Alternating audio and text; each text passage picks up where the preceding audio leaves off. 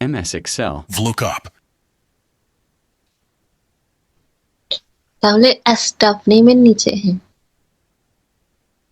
Equal to VLOOKUP,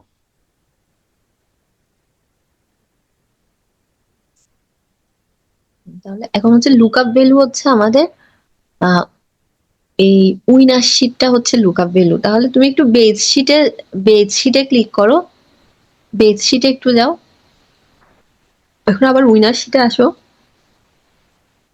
তাহলে আহ, আমরা শিটের নামটা লিখছি, শিটের কোন কলামটা ওটা বলে দিতে হবে।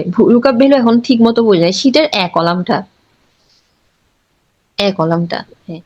তাহলে আমরা লুকআপ ভ্যালু বলতেছি, আমাদের লুকআপ ভ্যালু হচ্ছে এই উইনার শিটের কলামটা, তারপর ব্র্যাকেট, এরপর হচ্ছে কি চাইছে, ট্যাবল অ্যারে কিন্তু আবার কোথায়, বেজ শিটে। তাহলে বেজ শিটে গিয়ে আমাদের সবগুলো ওই এ থেকে ডি পর্যন্ত একটু সিলেক্ট করে দাও, উপরে ABCD টেনে সিলেক্ট করে দিতে হবে।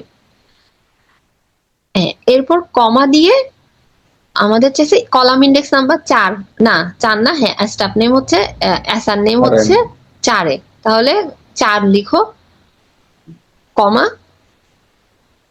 এখন হচ্ছে ফলসে ডাবল ক্লিক করে ব্র্যাকেট দিয়ে দিতে হবে। ফলসে ডাবল ক্লিক করো, ব্র্যাকেট দিয়ে এন্টার চেপে দাও।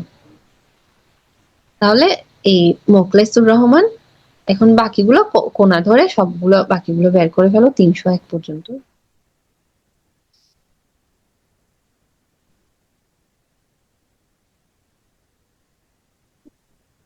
আচ্ছা, তাহলে তুমি একটু একটা ফাইন্ড করে দেখো, যেমন 6912774, যেটা 605 627 3 নাম্বার রো যেটা, বা 4 নাম্বার রো, 4 নাম্বার রো এর হ্যাঁ এটাকে একটু আগে ব্লু ইয়েলো কালার করে রাখো, ইয়েলো বা পিঙ্ক কালার করে রাখো, আর নাম্বারটা একটু কপি করে নাও,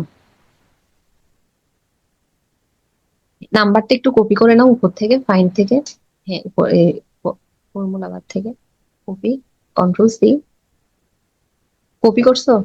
হ্যাঁ। এখন বেজ শিটে গিয়ে ফাইন্ডে গিয়ে একটু সার্চ দিয়ে দেখো, সার্চ করে ওই রোটা পুরাটা রেড কালার করে দাও, ফাইন্ড অল। মানে ওই রোটা 38 নাম্বার রোটা পুরাটা রেড কালার করে দাও, ফাইন্ডটা ক্রস করে দাও, ফাইন্ডটা লাগবে না।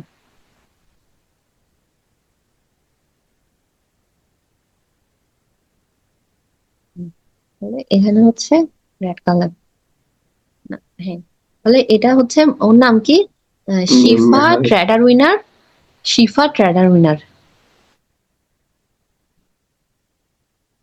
শিফা ট্রেডার উইনার মেহরাব আলী, শিফা ট্রেডার উইনার মেহরাব আলী।